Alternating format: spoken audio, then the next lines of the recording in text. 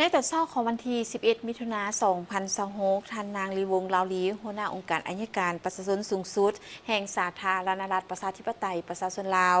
ได้ต้อนรับการเข้าเยี่ยมคำนับของทานกัวเจี้ยนผิง คณบดี คณะกฎหมาย มหาวิทยาลัยสร้างคูกวางซี สาธารณรัฐประชาชนจีน พร้อมด้วยคณะ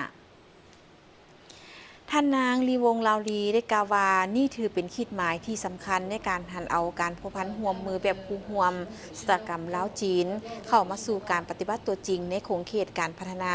ทรัพยากรมนุษย์และวิชาการด้านกฎหมายพิเศษในปีนี้เป็นครบรอบ 11 ปีของการสร้างตั้งสายพัวพันของการเยี่ยมยามซึ่งกันและกันระหว่างองค์การอัยการประชาชนสูงสุดแห่งสาธารณรัฐประชาธิปไตยประชาชนลาวและมหาวิทยาลัยสร้างคูกวางซีพิเศษในปี 2026 นี้เป็นปีแห่งการเฉลิมฉลองการสร้างสายพัวพันการทูตลาวจีนครบรอบ 65 ปีในระยะเวลากว่า1 ทศวรรษที่ผ่านมาสองฝ่ายได้ร่วมกันสุ่มใส่จัดกิจกรรมฝึกอบรมแลกเปลี่ยนการร่วมมือด้านตุลาการให้พนักงานหลักแรงขององค์การอัยการสาธารณรัฐประชาธิปไตยประชาชนลาว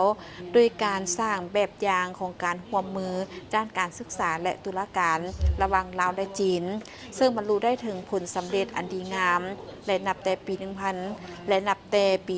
2019 มาถึงปัจจุบันมหาวิทยาลัยสร้างคูกวางซีได้ช่วยบ่มสอนและยกระดับความรู้ให้แก่พนักงานอัยการของลาวรวมทั้งหมด 2 สุดมีจำนวน27ท่านบรรดาสหายเราดีเนี่ยได้นำเอาบทเรียนและประสบการณ์อันล้ำค่ามาหมุนไส้เขาในการปฏิบัติหน้าที่เวียกงานตัวจริงอยู่สาธารณรัฐประชาธิปไตยประชาชนลาวอย่างมีประสิทธิผลทั้งกลายเป็นจุดเริ่มต้นที่สำคัญในการวางยุทธศาสตร์การก่อสร้างบุคลากรอัยการในระยะยาวระหว่าง2 องค์การในอนาคต